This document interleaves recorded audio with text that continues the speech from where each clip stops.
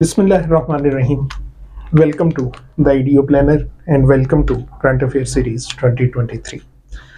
जी हमने अपनी current affair series 2023 के अंदर थोड़ी सी चेंजेस लेके आए हैं, जिसमें जो है वो बहुत सारे बच्चे जो है वो हमें कमेंट्स दे रहे थे, जिसमें वो इस बात का जो है वो इजहार कर रहे थे कि अगर यही सीरीज़ जो है वो MCQs के फॉर्म में जो है वो डिस्कस की जाए तो वो ज़्यादा जो है वो बेनिफिशियल होंगी।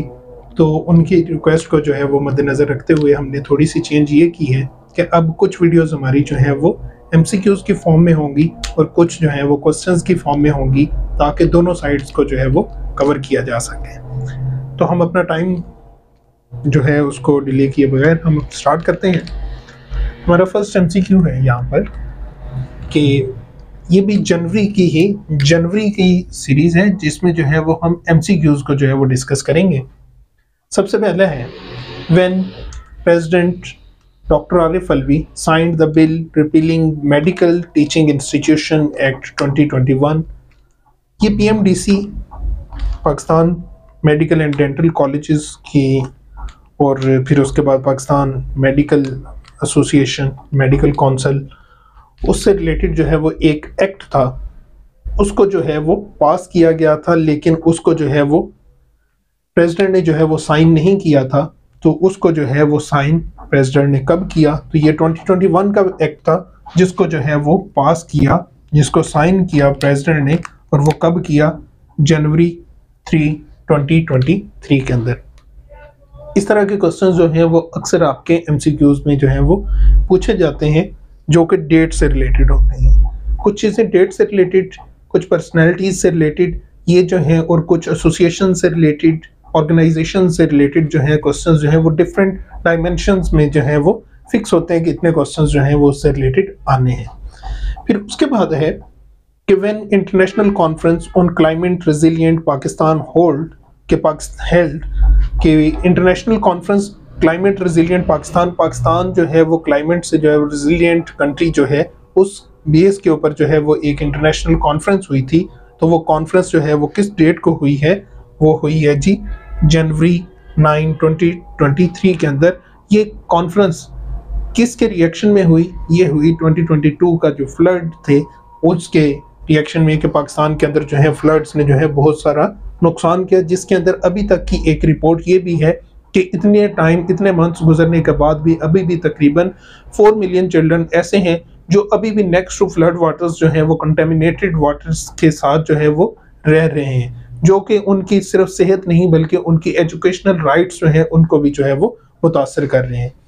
फिर उसके बाद नेक्स्ट है जी, इन जनवरी 2023 EU provided $1 million for 3 uplift schemes के यूरोपियन यूनियन ने जो है वो पाकिस्तान को जो है वो यूरोस पे किए थे। किस फॉर्म में? तो उन्होंने 3 स्कीम्स बताई थी, वो जो कि ज़्यादातर जो है वो फ्लड रिलेटेड थी, कि जो लोग फ्लड अफेक्टीज हैं उनकी जो है वो हेल्प आउट किया जाए, उनको हेल्प आउट किया जाए। तो वो कितने पैसे उन्होंने दिए थे? उन्होंने दिए थे 87 मिलियन यूरोस जो है वो पाकिस्तान को जनवरी 2023 के अंदर जो है वो दिए हैं। फिर उसके बाद है which company starts to work on Rekodiq project in Balochistan के अंदर आपको पता है गोल्ड माइनिंग जो है वो होती है, जिसके लिए जो है वो एक कंपनी है जिसने अभी काम स्टार्ट किया है। पहले इस कंपनी ने जो है अपना काम जो है वो पाकिस्तान ने रोक दिया था, फिर बाद में इसके ऊपर जो है वो अमेरिका के अंदर केस भी चला, और एट द एंड जो है वो लास्ट गवर्नमेंट ने जो है दोबारा उनके साथ कॉम्प्रोमाइज किया। जो पाकिस्तान को ऊपर जो है वो फाइन था, उस फाइन को भी खत्म किया गया, और उसके साथ साथ जो है उस प्रोजेक्ट पे दोबारा काम स्टार्ट हुआ। तो वो किस कंपनी ने वो स्टार्ट किया था? वो था बैरिक गोल्ड कंपनी है, जिसने जो है यहाँ पर गोल्ड माइनिंग जो है वो दोबारा से स्टार्ट की है। फिर उसके बाद MCQ नंबर 5 है Pakistan secured funding in January eight. अभी जो है वो पाकिस्तान ने जो है वो कुछ फंडिंग बाहर से जो है वो फ्रेश फंडिंग ली है, जिसका जो है वो इंटरेस्ट जो है, जो हमने डेट लिया है, जो हमने जो है वो कर्जे लोन्स लिए हैं, उसकी जो परसेंटेज है वो कितने इंटरेस्ट रेट में हमने जो है वो एक्वायर किए हैं, वो 1% जो इंटरेस्ट रेट है उसके ऊपर जो है वो हमने जनवरी 2023 के अंदर जो है वो लोन्स जो हैं वो एक्वायर किए हैं।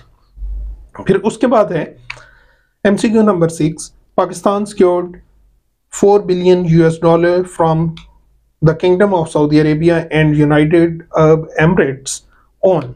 हमने जो है वो किस डेट को जो है वो KSA और UAE से जो है वो $4 billion जो है वो एक्वायर किए हैं, और इन $4 billion को हम जो है वो क्या कहते हैं, हम कहते हैं लाइफ लाइन, कि अगर जो है इस टाइम हमें ये पेमेंट ना मिलती तो पाकिस्तान जो है वो यकीनन डिफॉल्ट हो जाता।